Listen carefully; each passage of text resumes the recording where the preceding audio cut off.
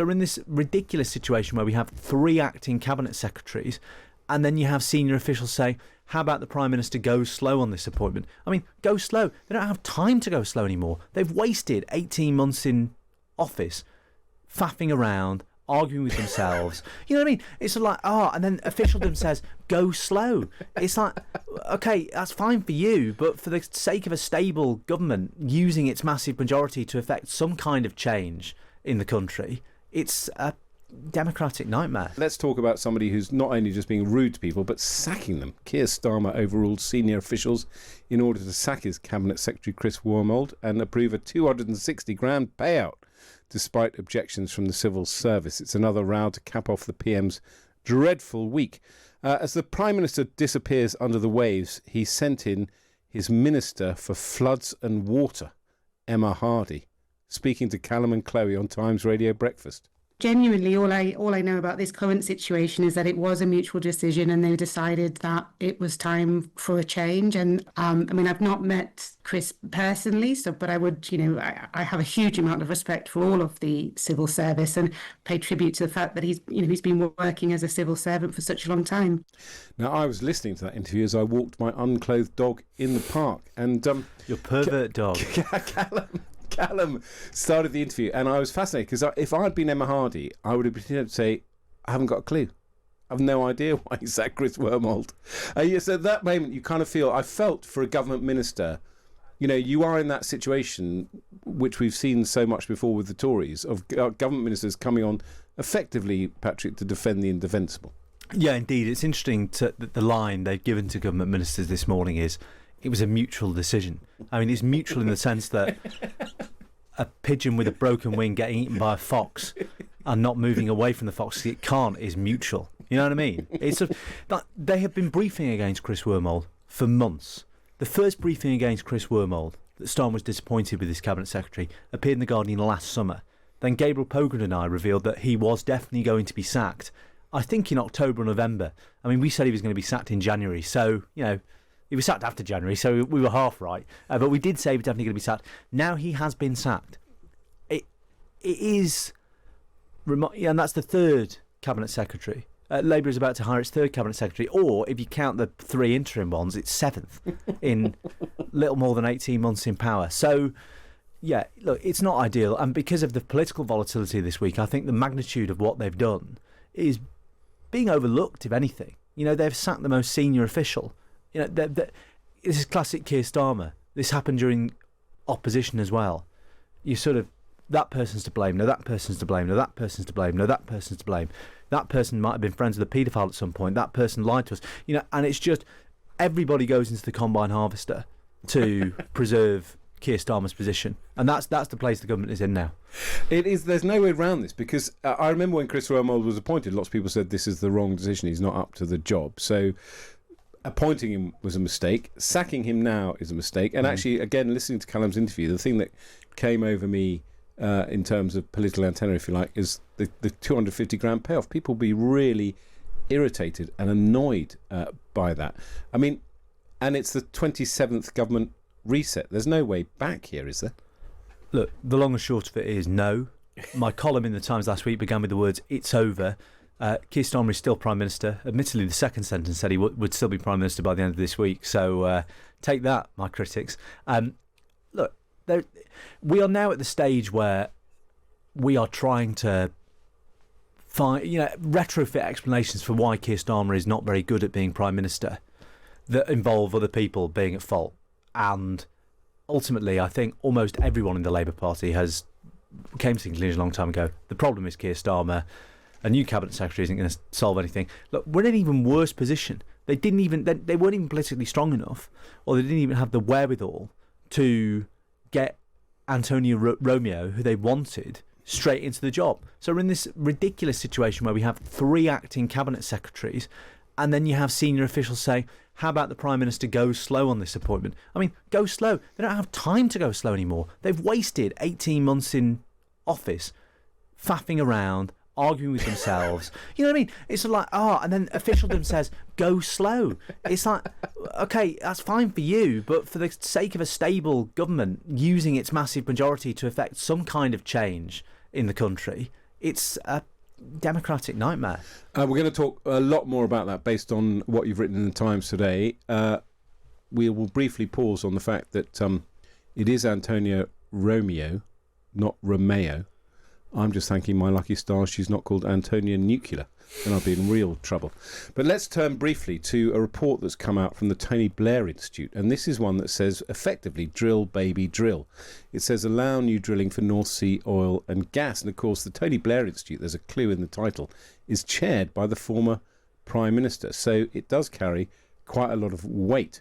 Let's talk to Tone Langengen, the Senior Policy Advisor on Climate and Energy Policy at the Tony Blair Institute. Welcome to the show, Tone. Thank you very much. Did I pronounce your surname correctly, Tone? It was okay, don't worry. It's a difficult one. How would you pronounce it? Langingen. Okay, Tone Langengen. Tell us why you are in favour of drilling. It's pretty controversial. Well, look, I mean, our view is that Britain needs an energy reset because the current strategy is out of time and not aligned with driving economic growth, nor really with delivering climate change. When it comes to the North Sea, we created a policy environment in which basically investment is being driven out of the basin, which is reducing revenues for the exchequer, losing jobs, and also UK oil and gas is actually lower emission than imports. And the reality is we're going to need oil and gas for many years to come. So I think for a government that really cares about, who wants to put ending decline and economic growth at its centre, this is a really important policy for that. So this is all about really energy prices, isn't it, Tone? That's you carry on drilling for oil and gas because it will keep our energy bills lower. Well, actually, no. Oh. So I think there are other things you can do to reduce energy prices. So we're at the same time also calling for the government to scrap their clean power by 2030 mission, which is increasing energy costs and should be replaced by a mission to reduce energy costs. But the reality is oil and gas is traded on the global market. But what oil and gas drilling does give us is that those kind of fiscal revenues that can be used to spend on other things. And that is really important in a very constrained fiscal environment. And won't Ed Miliband be furious with your report? It carries a lot of weight coming from the Tony Blair Institute, and there's always an excuse to get off the net zero journey. This is just another excuse, and he'll be very irritated that you're getting in his way. Well, look, we believe really strongly that this reset is needed. So that is a kind of message that we will continue to send to the government. The reality is, though, I think that we are looking at climate change and the climate policy slightly through the wrong lens here. The most important thing the UK can do right now for climate is to show that climate action can go hand in hand with economic growth and prosperity and public consent. And at the moment, I think there's a risk that the UK is basically putting a really bad example for other countries to follow.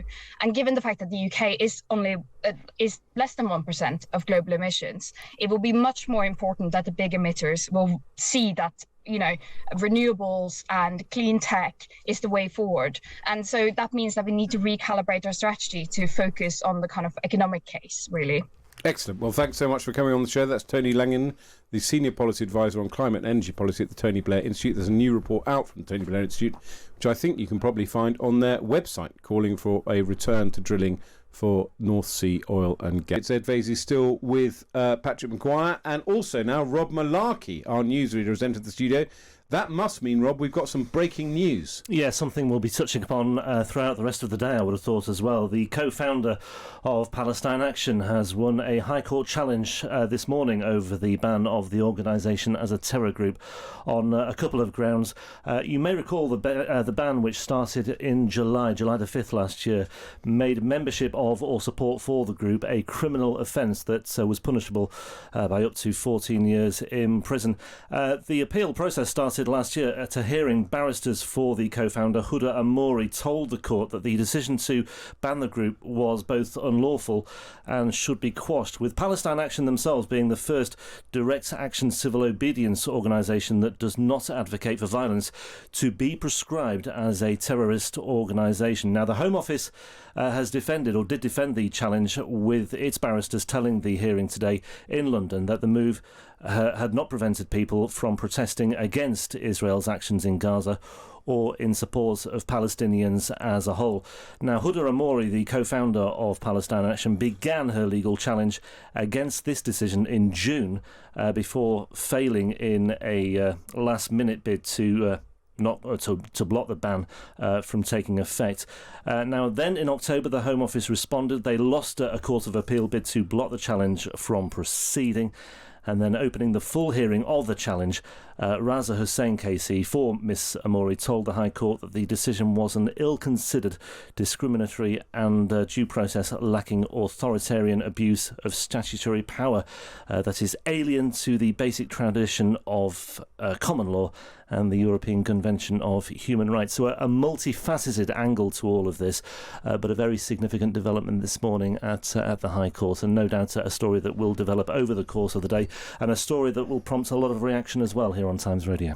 Brilliant. Thanks so much, Rob Malarkey. Breaking the news that Palestine Action have won their judicial review of the decision by the government to prescribe them under anti-terror laws. You remember that decision came in after Palestine Action broke into an RAF base. Patrick, it's a defeat for Keir Starmer. It's also a defeat for the Home Secretary, Shabana Mahmood, who is one of the stars of this government. How will the government react to this? Yeah, look, it's a huge blow for the Home Office. Shabana Mahmood wasn't Home Secretary when this legislation was passed by the House of Commons last year, but clearly for a government that wants to take a tough line on what it would call law and order and public order, this is very, very difficult. And what's interesting is the uncertainty over the government's next move. Well, I say uncertainty. I'd be surprised if they didn't take advantage of the window provided by the courts. It remains banned for now as a terror group, but the government has time to consider an appeal. I'd be surprised if they didn't bring one forward. And maybe they could pass legislation, because actually... Well, they already have passed legislation. It's interesting. Politically, it's a good thing for the government to ban Palestine Action. So they will want to take every measure necessary. Well, yes, but it's interesting, right? Because has the political centre of gravity in the Labour Party changed? You know, will Keir Starmer be squeamish about backing? Because there are people on the left who will say, actually, this is the sort of thing that drives people to the Greens. There'll be people elsewhere in the Labour Party and elsewhere in government who say, actually, this is about a range of things, from public order to safety on the streets, and also there's a lot of concern in government. I'm not trying to conflate protesting over Palestine and Gaza with anti-Semitism, but there's concern about that sort of thing. A lot of concern, particularly Keir Starmer personally and Shabana Mahmood. So it's a political nightmare. It's a good segue into your column, which we always introduce thus. Patrick, you're slick, entertaining and cleverer than literally anyone else on Times Radio.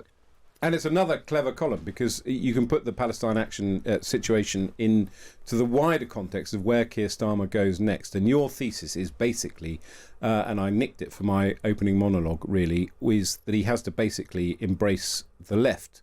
He's got nowhere else to go. Well, look, embrace is one word. Basically, they've got him in a headlock. That's the political reality that we inhabit at the end of this week, because he is implicitly accepting, and indeed explicitly accepting, every critique the soft left of the Labour Party has ever made of him and the people who are advising him, some of whom still are advising him, right? That his politics was excessively factional, it was macho, it was somehow alien to the Labour Party's traditions, that they were frozen out, that it was sexist, that it was misogynist. Keir Starmer, all of these things have been bitterly contested. They also depended on heavily circumscribing power in the Labour Party, right? So it was all about, Morgan McSweeney was like, Morgan McSweeney's worldview was, you can't let the hard left near power, and the soft left too often compromise with the hard left, so they're part of the problem as well, right? It was all about circumscribing who held the levers of power in the Labour Party. Necessarily, this reset of Keir Starmer's premiership, if we can dignify it with that term, has to involve, and people on the soft left, the power brokers of the soft left of the Labour Party understand this, will have to involve letting the people who are excluded from power under Morgan McSweeney back into the tent, letting them... It's going to be a demonstrative, iterative process whereby Keir Starmer says, no, you're not the problem. The people I was taking my instructions from about 5 minutes ago with a problem. Please come home. That is the new dynamic in the Labour Party, and that's the only means to survive. And I'm sort of in favour of it because it gives them some coherence. And it's interesting seeing Angela Rayner's recent speech calling for a nighttime minister, but effectively acknowledging the burdens that have been put on small business, sort of positioning herself as a centrist. For me, it's quite an appealing solution. Well, I think coherence is an interesting word, isn't it? Because this is a government that has governed left, particularly on fiscal policy, but has pretended it's not been. Yes, exactly. That's the point. And often, what matters in politics now is less. It's sort of semiotics or it's vibes, right? It's the impression it gives. And actually, would an Angela Rayner government, and we've got to consider that as a possibility, we do have more latitude to pursue a sort of more lenient fiscal policy, particularly on small and medium-sized businesses, whereas now the business-friendly Treasury of Rachel Reeves hammers small businesses with taxes at every opportunity, despite pretending to be. So would actually it be more politically coherent electorally, despite what Morgan McSweeney always said? We're in a new context when actually just trying to drive up turnout and unite your block of British politics matters more than a generational mission to reconnect Labour to the white working class. Absolutely. I don't know. Very interesting. But we got more important things to talk about, Patrick, because today is World Radio Day. And UNESCO points out that it's a day when you can thank broadcasters. Thank you. For the news they deliver, the voice they amplify, and the stories they share. So if you want to text in thanks to me, Ed Vaizey, feel free. They have someone's published a list of the most popular radio presenters in the UK. Terry Wogan comes out on top, and our very own Chris Evans in our sister station comes out second. John Peel from Patrick's neck of the wood comes third. Oh, Patrick, don't get me started on that. He was pretending to be a Scouser. The Scouse accent, oh, hello, I'm John Peel. Sorry, that's more, I don't know who that is. That was more Harold Wilson.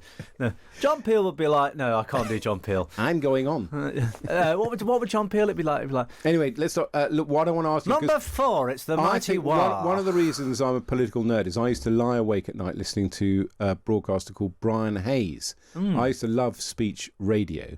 I'm just thinking, because you're a nerd. Yes. Did you become nerdy by listening to the radio? Who are your favourite broadcasters? You know what? Actually, I'm thinking of the breakfast presenter on a long defunct Southport station called June FM 107.9. I think his name was John something. Tell you who I used to listen to. I used to listen to TalkSport a lot in the car with my late grandfather. And I mean, this maybe reveals the dark core of my politics. He was a brilliant broadcaster, but a sort of parody of sort of, Y-O-Y-O-Y, sort of sub-Little John sort of stuff. John Gaunt, he was a brilliant and compelling broadcaster. Also, George Galloway's mother of all talk shows before he went off the reservation. Again, another good broadcaster. But yeah, that TalkSport lineup takes me back. Well, it's not an endorsement of any of the politics, but yeah. Brilliant stuff. Thank you so much, Patrick, for coming in. Absolute joy as always.